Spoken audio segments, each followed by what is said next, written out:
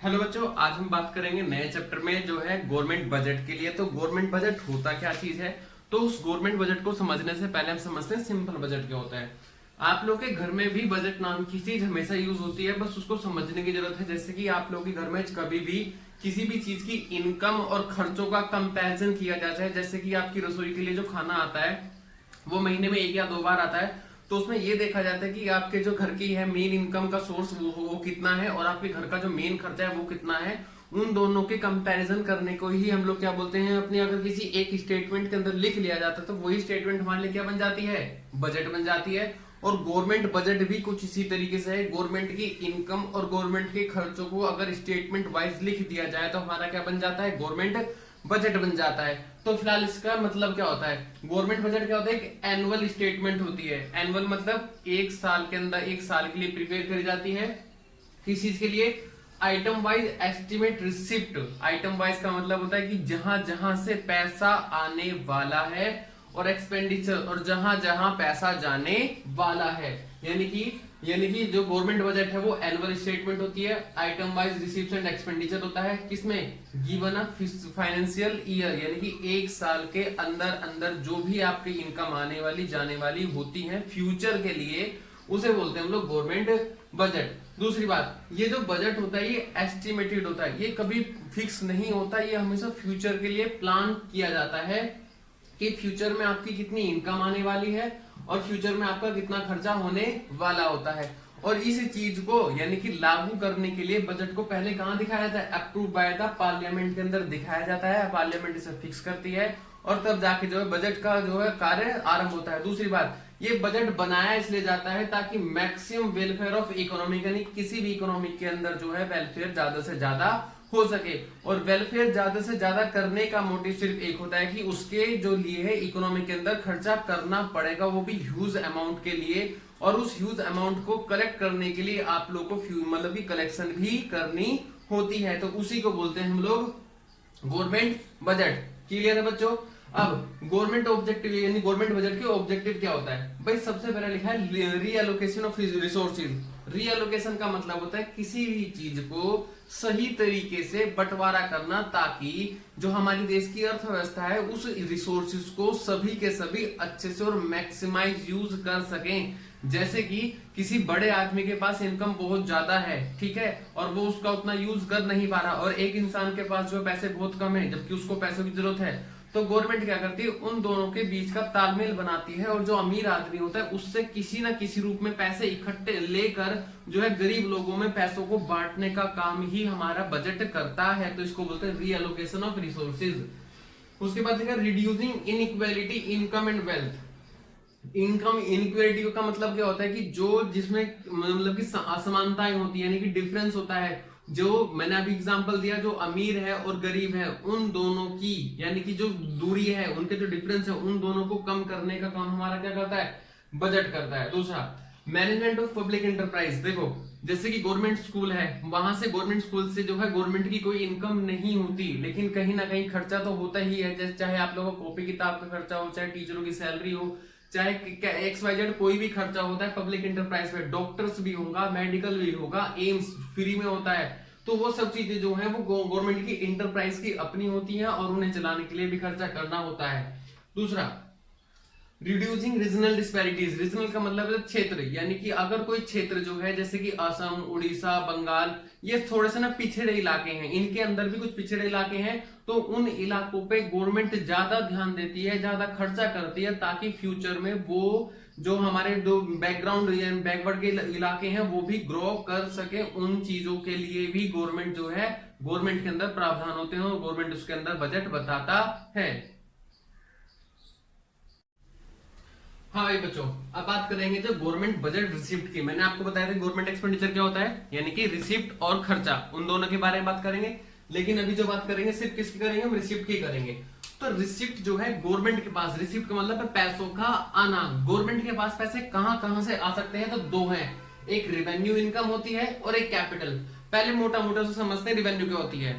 Revenue income वो income होती है जो गवर्नमेंट की बिल्कुल जर्नल इनकम होती है, जो गवर्नमेंट को लेने का अधिकार होता है। जैसे कि हम टैक्सेस के रूप में गवर्नमेंट को पैसा भरते हैं, चाहे वो हाउस होल्ड हो, चाहे वो डायरेक्ट टैक्स हो, चाहे XYZ कोई भी हो, जो गवर्नमेंट का लीगल अधिकार है हमसे, उसकी इनकम है वो।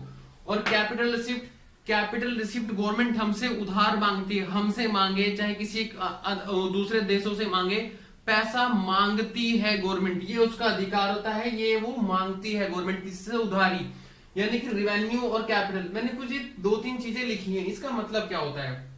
देखो भाई, जैसे कि जो है रिवेन्यू रिसिप्ट है, तो गवर्नमेंट की अपनी पर्सनल इनकम होती है, जिससे कि वो किसी के लिए देनदारी उत्पन्न नहीं करती, यानी कि किसी को वो कमेंट नहीं करती कि भाई अगर आप मुझे पैसा दोगे तो मैं आपको इसके बदले में डायरेक्ट फायदा कभी दूंगा। वो इनडायरेक्टली हमें बहुत बेनिफिट देती है, लेकिन कभी भी डायरेक्ट फायदा, जैसे कि मैंने टैक्स भरा तो गवर्नमेंट कभी मुझे ये नहीं कहेगी सर हम आपका ये फायदा कराएंगे, मेरा नहीं, वो सबका कराएगी। तो इससे रिवेन्यू को मतलब पैसे का आना, और अगर पैसा आता है तो या तो वो 2 चीजों से आया होगा, या तो मेरी इनकम होगी या मैंने किसी से उधार मांगा होगा, बस ये 2 ही चीजें हैं पैसे आने का मतलब है। तो रिवेन्यू रिसिप्ट है जिससे मेरी इनकम है, यानी कि मैं कभी किसी को डायरेक्टली फायदा पहुंचाने का वादा नहीं करूंगा, तो लायबिलिटी इंक्रीज नहीं होती, उधारी नहीं बनती, और ना ही मैंने अपनी कोई एसेट्स बेची है जिससे कि पैसा आए, तो इसलिए मेरी एसेट्स भी कम नहीं होती। और वहीं अगर हम कैपिटल की बात करके चलें तो इसका मतलब होता है उधारी, यानी कि मैंने किसी से पैसा उधार मांगा।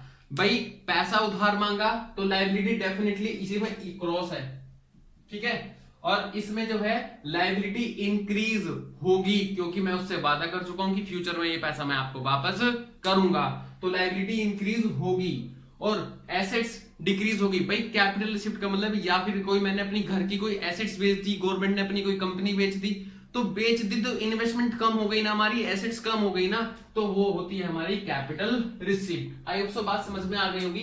अब बच्चों हम इसकी जो बातें हैं कैपिटल रिसिप्ट बजट, देखो 2 हैं, रिवेन्यू और कैपिटल, जैसे कि मैं आपको बता चुका हूं। अब मैं आपको बताने वाला हूं कि रिवेन्यू जो है वो 2 तरीके से आ सकता है, 2 तरीके से, टैक्स और नॉन टैक्स। टैक्स गवर्नमेंट की मेन सोर्स ऑफ इनकम में से एक है, और टैक्स जो होते हैं वो 2 तरह के होते हैं, डायरेक्ट और इनडायरेक्ट। टैक्स का मतलब क्या होता है, टैक्स का मतलब होता है वो अमाउंट, जो वो चीज जो किसी पर्सन के ऊपर स्पेसिफिक लगाई जाती है किसी एक्ट के दौरान, उसे बोलते हैं टैक्स। और यानी कि मैंने आपको बताया टैक्स 2 तरह के होते हैं, डायरेक्ट और इनडायरेक्ट। ये किसी पर्टिकुलर पर्सन पे लगाए जाते हैं, जबकि इनडायरेक्ट टैक्सेस किसी पर्टिकुलर पर्सन के ऊपर नहीं लगाए जाते, वो सेल और परचेज के ऊपर लगाए जाते हैं। अब non tax revenue, non tax का मतलब है यानी कि गवर्नमेंट की ये भी इनकम ही है, जैसे कि इंटरेस्ट। भाई गवर्नमेंट ने किसी को उधार पैसा दिया होता, वहां से ब्याज का पैसा आ रहा है, फीस। अब मुझे कोई काम, मुझे अपना लाइसेंस बनवाने जाना है, तो लाइसेंस डिपार्टमेंट मुझे अपनी जेब से फीस देगा नहीं पड़ती है 400-500 रुपए, तो वो उसकी इनकम है।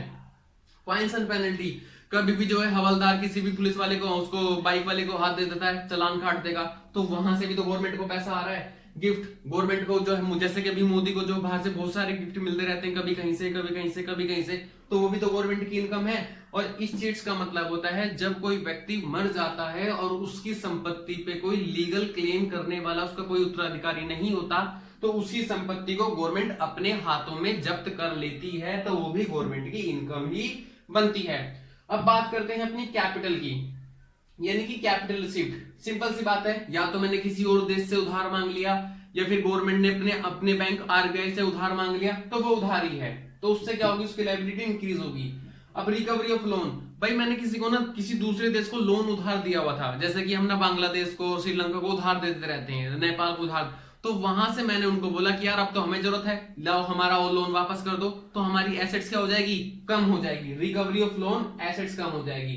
दूसरी बात, भाई मेरे घर में कुछ अपनी एसेट्स थी, जैसे कि अभी जो है गवर्नमेंट ने कुछ कंपनियों को नीलाम कर दिया, उसकी पूरी कंपनी, उसकी कुछ हिस्सेदारी जो है बेच दी, तो डिसइन्वेस्टमेंट यानी कि हमारी एसेट्स का कम हो जाना। या फिर मैंने कोई पर्टिकुलर चीज थी, मेरे पास कोई जमीन थी, उस जमीन को जो है मैंने प्राइवेटाइजेशन कर दिया, जैसे कि बहुत सारी चीजों का होता है, तो सेल ऑफ एसेट्स भी हमारा कहीं ना कहीं एसेट्स का गिरने का ही पार्ट होता है, तो ये गवर्नमेंट की इनकम होती है।